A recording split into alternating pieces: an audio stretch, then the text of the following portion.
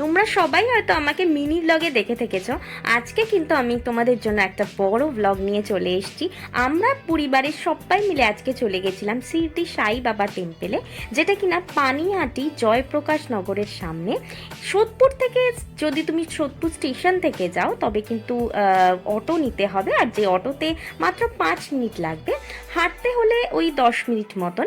কিন্তু মন্দিরটা এত সুন্দর, অপরূপ সজ্জায় সজ্জিত, তোমাদেরকে কি বলবো, যারা গেছো তারা তো জানো। হ্যালো সবাইকে, সবাই দেখতে থাকো। এখানে প্রচণ্ড আওয়াজ হয়, খুব একটা কথা কেউ শুনতে পাবে না। মন্দিরটা কিন্তু আমি সবাইকে ঘুরে দেখাচ্ছি, কেমন লাগছে অবশ্যই জানি। নিশ্চয়ই আওয়াজ শুনতে পাচ্ছ, প্রচুর মানুষ এখানে বসে আছে। এই মন্দিরে বেশিরভাগই সবাই থার্সডেতে আসে। সেরকমভাবে আমি তো বিশ্বাস করি না যে কোনো পুজোর দিন বার বা ক্ষণ আছে, যদিও বা সবাই যায়, তাই আমরাও এই থার্সডেতেই গেছিলাম মন্দিরে। এবং এই সাই বাবাকে কিন্তু রোজ দিয়েই পুজো দেওয়া হয়, সাই বাবা পছন্দ করে আর কি, এটা বলা হয়। যদিও বা আমার কিন্তু ওই একই মত যে কোনো নির্দিষ্ট ফুল বা ফল কিন্তু ভগবানের জন্য হয় না, তোমার ইচ্ছে মতো তুমি যে কোনো ভগবানকে যে কোনো সময় ডাকতে পারো। আমরা আস্তে আস্তে মন্দিরের প্রাঙ্গণে ঢুকছিলাম, আর তারপরেই তো সুন্দর একটা রোজও দিয়ে দেওয়া হলো। আর এখানে কিন্তু আমার দিদি আর দিদির পরিবারের সকলে মিলে চলে এসছে।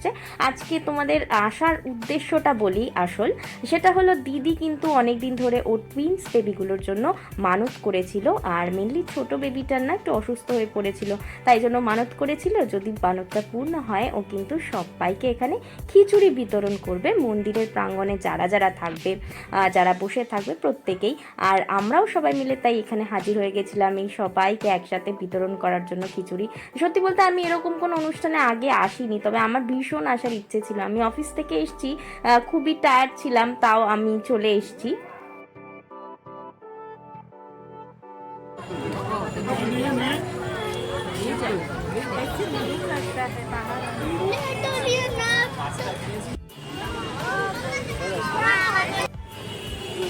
এইভাবে খিচুড়ি বিতরণ করতে করতেই অনেকটা রাতও হয়ে গেল, আর দিদি এত সুন্দর একটা আশা যে পূর্ণ হলো, আর সবাই মিলে এইভাবে খিচুড়ি পেল, যেটা দেখতে এত অসাধারণ লাগছিল, চোখটা যেন জুড়িয়ে যাচ্ছিল। এরকম সুন্দর একটা অনুষ্ঠান হলে যে কারোরই আসতে ইচ্ছে করবে। আমরাও বেশ সুন্দর খিচুড়ি খেয়ে নিলাম।